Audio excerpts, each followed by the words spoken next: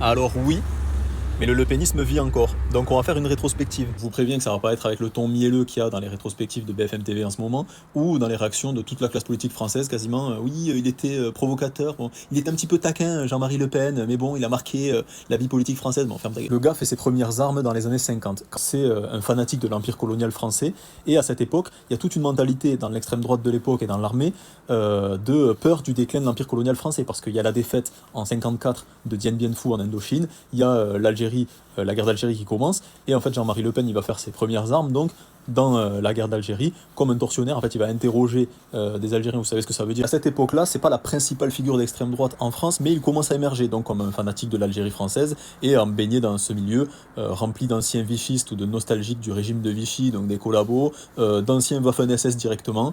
Par exemple, il est très ami avec Pierre Bousquet, qui est un ancien SS avec qui il fonde le Front National plus tard, en 1972. Tout ça est cohérent avec un antisémitisme profond chez ce personnage et chez cette extrême droite, qu'aujourd'hui, certains essayent de présenter comme des simples dérapages, comme un détail de l'histoire, tiens, pour reprendre. Suite à la création du Front National en 72, avec tout le beau monde que j'ai évoqué tout à l'heure, il perce pas de suite dans les années 70, mais en 81, Mitterrand arrive au pouvoir et c'est dans le contexte du mitterrandisme qu'il va commencer à percer. Pourquoi il commence à émerger dans ce contexte-là des années 80 et du mitterrandisme et pas à un autre moment? La cause principale, c'est la trahison de la gauche elle-même, c'est-à-dire la gauche est au pouvoir, le Parti socialiste soutenu par le Parti communiste, et ils vont diriger contre la classe ouvrière et les classes populaires qu'ils prétendaient encore la veille défendre, et ça va donner lieu à une rupture énorme, ça va donner lieu à tout un tas de phénomènes politiques. C'est le moment où on voit une abstention énorme qui commence à naître, une rupture avec la gauche et la montée du Front National pour la première fois, et notamment du Front National dans la classe ouvrière. Vous pensez que j'exagère et que les hommes mentent pas les chiffres? On va regarder les chiffres. Alors dans les années 70, c'est totalement une extrême droite de témoignage.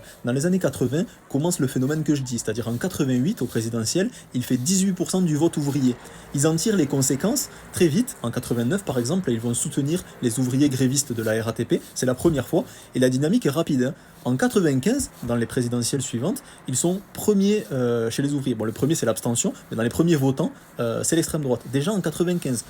En 2002, comme vous savez, Jean-Marie Le Pen accède au second tour de la présidentielle pour la première fois. 2002, c'est quoi? C'est après 5 ans de gauche plurielle. Je dis pour les kiffeurs du nouveau Front populaire, la gauche plurielle, la gauche est unie, elle a gagné les législatives, Jospin Premier ministre, voilà, et ils font une politique de droite alors qu'ils sont censés être de gauche. Ça donne Jean-Marie Le Pen au deuxième tour en 2002. Si je rappelle tout ça, c'est pour ceux qui veulent se rassurer à bon compte sur le fait que Le Pen a jamais gagné la présidentielle. Le problème, c'est que le lepénisme, lui, a gagné une place dans la vie politique française ultra importante, et plus emmerdant, a gagné une influence dans la classe ouvrière et les classes populaires. Il s'est nourri des faiblesses et des trahisons de la gauche, on doit penser ça, pour voir comment combattre le lepénisme qui, lui, est toujours vivant.